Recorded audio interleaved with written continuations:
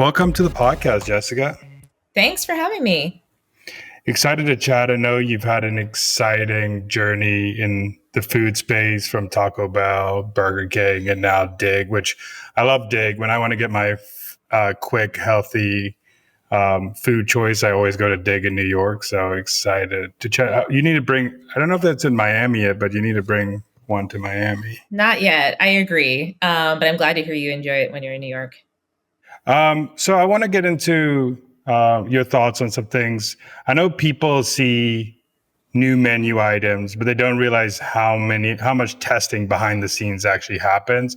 So could you walk us through the process of developing a product from idea to launch? Sure. So, Dig's menu innovation happens with every season. And that's been really core to the brand from the beginning. And so, in fact, Dig used to do even multiple iterations within a season. They do early summer, late summer. So they would do many, many innovations a year. And now we've kind of got it down to like 5 key seasons. And so we're currently in what we call our winter menu. And so a lot of the time it really starts with literally thinking about what's going to be in the ground for that time of year, because vegetables are so centric to Dig's menu.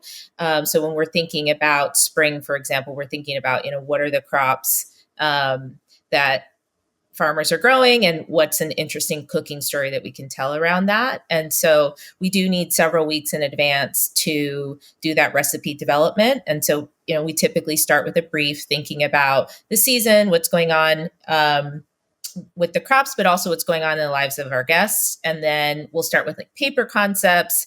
We'll get feedback on that. Then we will go into R&D, actually develop those recipes. We may throw them into a few restaurants. Or we may even send a note to our biggest fans and ask them to come in and help us decide between 2 versions of a sauce or something like that. And then once we feel like we've got a product that's going to both resonate with our guests, but also we can execute operationally in a way that's consistent across all of our restaurants, then we launch it. And I think what has been interesting since I've joined the brand, as you mentioned, I come from other larger QSR brands that have a very robust menu that's constantly evolving with limited time offers. I have just brought some additional considerations to how we think about menu innovation at Dig beyond the vegetables. Vegetables are always going to be really centric to the menu, but we've been kind of shifting more and more to thinking about seasons as just what's in the ground, but also what's going on in your life? What does it mean for you? And so we've identified that there's some like gaps in our menu. So last year we launched a sandwich because we heard from our guests that sometimes they wanted something other than a bowl. We launched a new protein last year, crispy chicken. So once we started adding new categories, new proteins, it's also kind of had to change the way that we think about menu innovation. I know you just mentioned limited time offers a little bit, and I know that's a huge driver in a lot of fast casual, fast food space, but how do you balance trend driven items versus ones that have long-term potential? Well, I started my career in this space back in 2014 at Taco Bell, and I would say that was peak trend chasing. At that time, it was all about mashups. Remember, like the cronut. And so, Taco Bell had one of its most successful launches was the Doritos Locos Taco, the mashup of a taco and a Dorito. I worked on Quesalupa. I worked on Quesarito, a bunch of products that were basically 2 things being combined. And at that time, that really resonated with the millennial guest. And I think in a lot of ways that playbook just isn't quite right anymore because it's less about kind of the shock value of something crazy and Instagram worthy, as they used to say. And I think people are more interested in thinking about their diet holistically and how do the items that they're consuming serve their lives. And so I think people think about food in a more balanced way. Sometimes you want to indulge, but a lot of times you also want to make sure that you're eating foods that have pronounceable ingredients and transparency. And so that's what's been fun about working on a brand like Dig, which is much more at the center of how this next generation is thinking about eating, both at home and also when they're on the go. And so for us at Dig, we do have some pretty tight parameters around how we think about menu innovation. We're not interested in adding preservatives or overcomplicated ingredient lists. And I think like the crispy chicken is a good example where crispy chicken is hot. I think it's more than a trend. It's just a big part of fast casual. It all, in some ways, you could point to the Popeyes chicken sandwich as, the moment that kind of started the crispy chicken wars, if you will. But when we think about, does it make sense for Dig? Do people want that from Dig? We landed in a place where we actually are delivering a baked expression of that. And I think what feels really special about it is it tastes super craveable and crispy and crunchy, but it's not deep fried. So always kind of having that layer on top of not just what's relevant within the category, but how do you do it in a way that feels right to your brand is pretty critical to us just, staying true to our ethos. I know you mentioned that with the sandwich, you got a lot of consumer feedback that someone wants something more than a bowl. What type of feedback are you looking at and insights you're looking at to drive these decisions? Yeah. It's funny, coming from larger brands, I've seen lots of very formal and expensive ways of gathering feedback. And it's been fun at Dig to realize that like great ideas can come from anywhere. One of the first insights that we had a category gap was because one of our locations was running sandwiches, just kind of, that's the beauty of Dig. You've got chefs in every location. If they want to run a sandwich, they can. And the Dig support team, we don't work in an office. So the team kind of posts up at different restaurants throughout the city. We noticed that like a lot of people were working out of the location on Bleecker. And so I would just like ask people like, why do you work at Bleecker? Why is everybody working at Bleecker? And one of the things I would hear, because the support team eats for free, Dig every day, is, well, they have sandwiches. And like, sometimes I don't feel like having a bowl, because if you eat Dig every day, maybe that gets to be kind of redundant. So you start to go, okay, well, could that be the same for our guest? And I also started to see it in catering orders. So we would have catering clients that would say, love your food, but sometimes I don't, in a meeting, I want to be able to serve people a sandwich and a side, not like have them, eating bowls, et cetera. So we just kind of started seeing these signals, both from our employees and also our customers, that they wanted to eat us in other occasions where we just weren't really, where the bowl wasn't cutting it. Yeah, I remember walking past the Bleecker location and it looked like it was always popping off. There was always people in there just chilling, where the one in Flatiron is more of to-go type of crowd, which is interesting to see that different areas have different culturally things, even in New York, where it's one city, but different areas do different things in that area. Yeah, so it's pretty totally. interesting. Yeah. One thing I wanted to ask too is, how much does pop culture influence menu development? Like, for example, viral food trends on TikTok, social media, how did that influence what you build? I would say some of my past roles significantly. I think Taco Bell is an example, as a brand that really keeps an ear to pop culture and innovates accordingly. And at Dig, I'd say we're a little bit more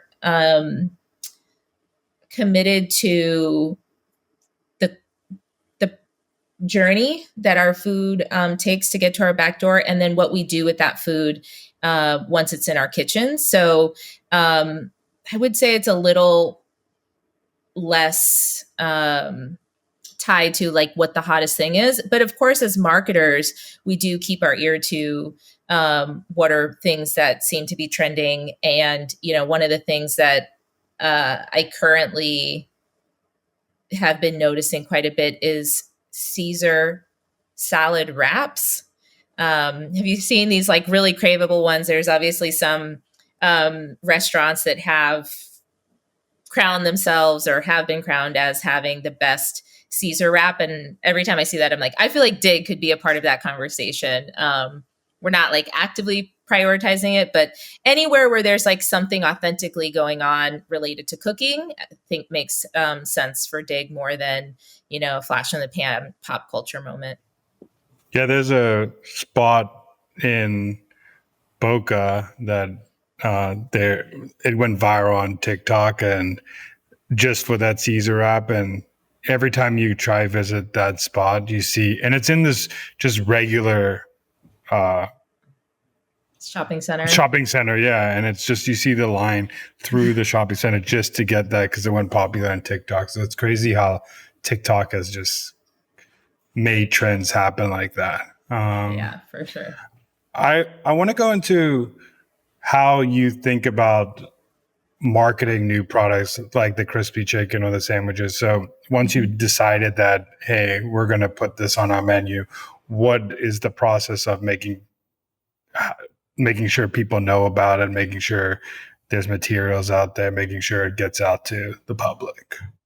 Yeah, so one of the things that I came to realize after, getting to know the Dig brand from the inside is that while vegetables are very much core to the brand's ethos, there are quite a few people that, who, if you haven't tried Dig, are turned off by vegetables. Said differently, it's not an acquisition driver. I would have conversations when we'd be going to open a new restaurant, and people would be like, "Oh, I don't really like vegetables," and so you lose them there.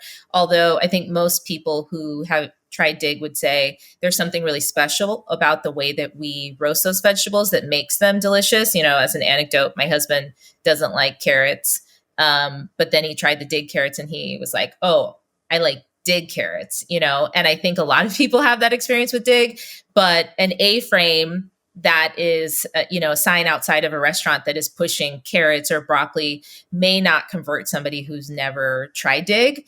I think a lot of Dig's early days came through word of mouth. So, having a one-on-one conversation with somebody saying, "Well, you've got to try it," works, but it doesn't work in ads. And we've tested and proved that actually leading with protein is what drives new users to try Dig. So really leaning into, we've got charred chicken, herb chicken, crispy chicken, showcasing that alongside veg makes people go, okay, they come for the protein and then we find that they stay for the veg. So from a funnel perspective, I'm thinking more about leading with protein and top of funnel tactics like paid ads or signage or out of home. But then once you're in the funnel, you may hear more about the story behind our vegetables in our email sequences or on social. And you're more likely to repeat and be a frequent customer because of the innovation that we do season to season on the veg. So they both play a role, but we've come to realize that talking about them at different parts of the funnel matters.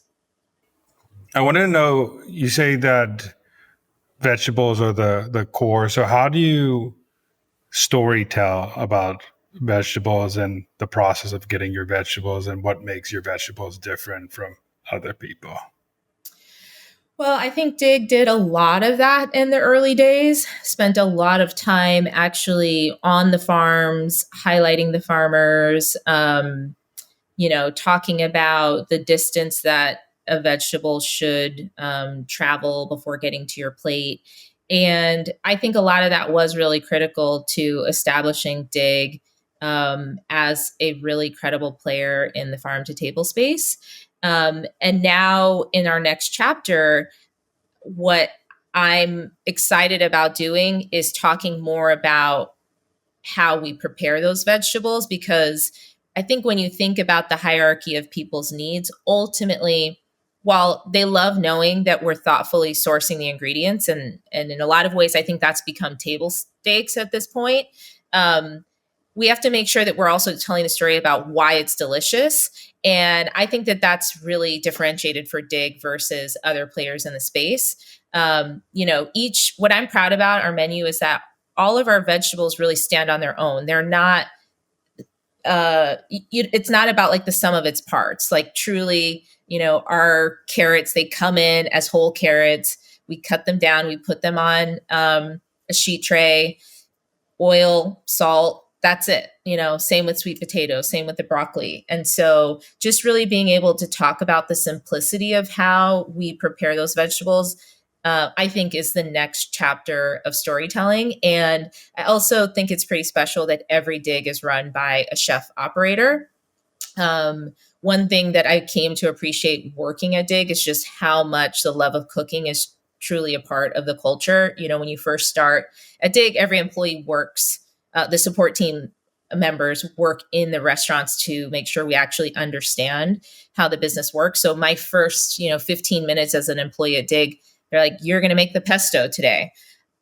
Honestly, I'd never thought about how pesto is made before that. And now I don't buy store-bought pesto because I actually know it's pretty easy to blend it and make it at home. And so even just as an employee, I've become more confident in cooking as a part of being a part of this brand. And so I think in some ways that's what our next chapter is dedicated to, is also building that love of cooking in our audience, which is a little counterintuitive because our business is predicated upon you not cooking.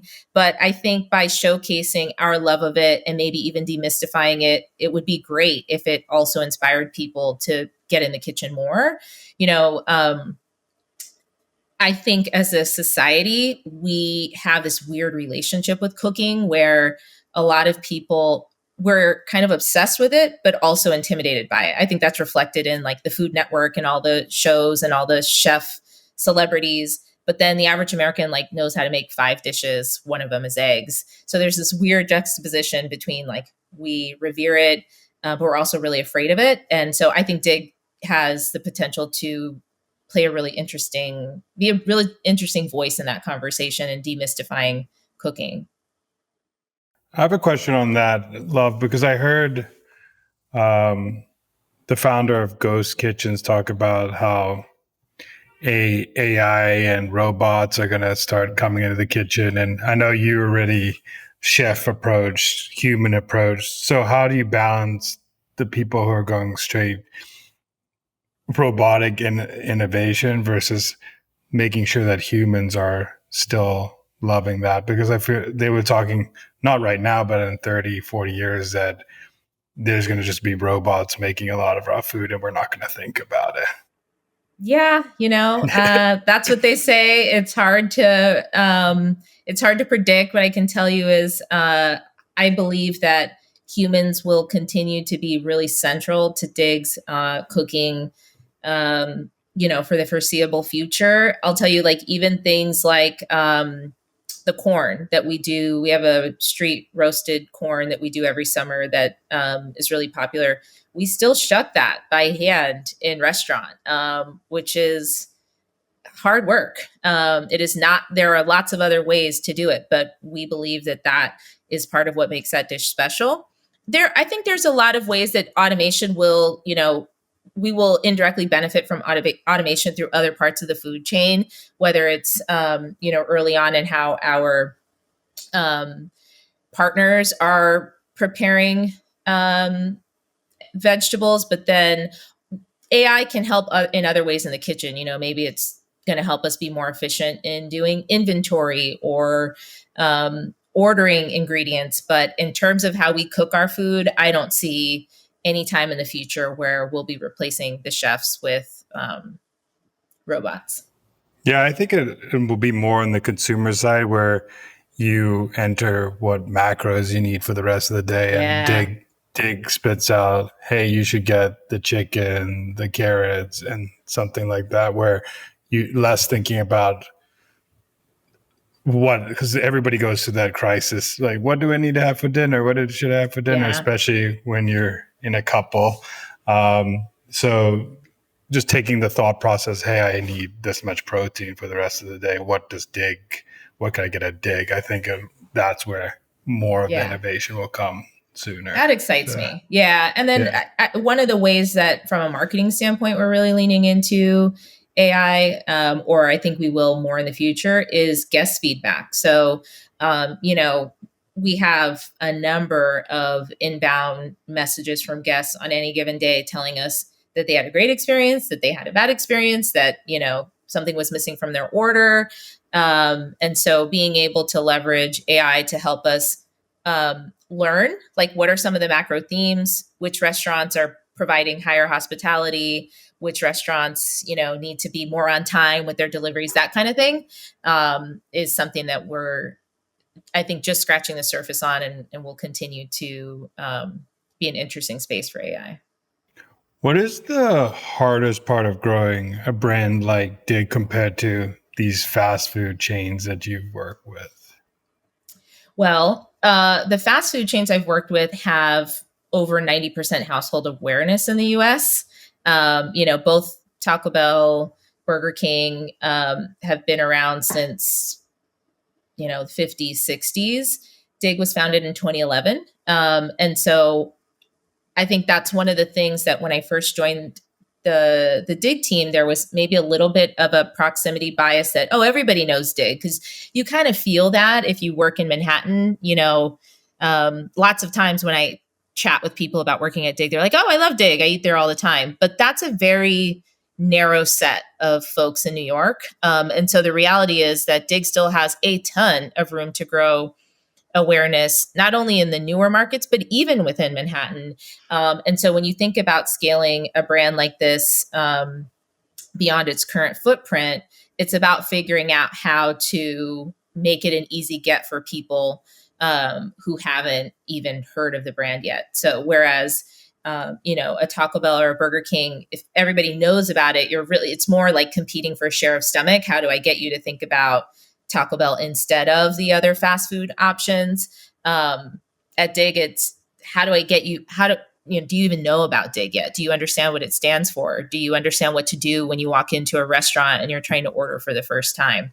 So just a different stage in the awareness journey. Yeah, that's very interesting. I think when you're so central in a market, you have that bias that, hey, just because people are talking about me, my brand, doesn't mean everybody knows my brand and everybody's using my brand, or even if they know my brand, they're not eating at my brand. So there's all those, having that bias is hard. And then you break out of it a little when you start in new markets and nobody really even knows who you are. And then you reignite the flame that, hey, we need to get into people's heads, which is the hardest part in the food space, is making sure you're the first choice when someone's hungry. Mental availability. Yeah, I mean, I had a humbling experience recently where I had my cousin meet me at Dig, and she had never eaten there before, and she had so many questions looking at the menu of like, how do I do this? And so that even, inviting someone who's never been to check out your website or experience your brand sometimes can unlock new perspectives, because we're so close to it. We look at it every day. Yeah, I remember my first time at Dig. I was looking and said, where's the menu? How do I order this? What's the process? And then someone gave me a menu and I was like, oh, it's really easy to do it. But I was just looking around, what do I do first? What do I do second? What do I do third? And now it's an easy process. But that's from a first timer experience versus it's so different. So that's a really good point.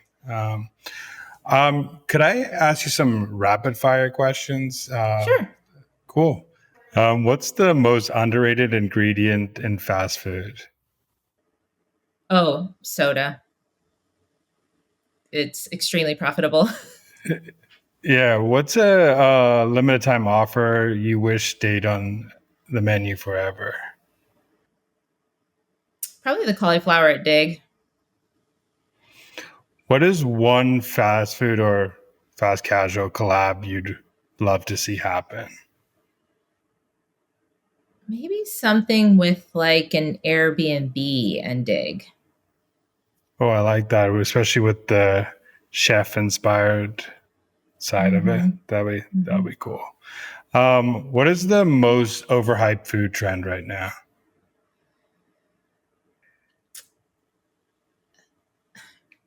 Influencer collabs. What is your favorite menu item at Dig? Hot honey chicken bowl.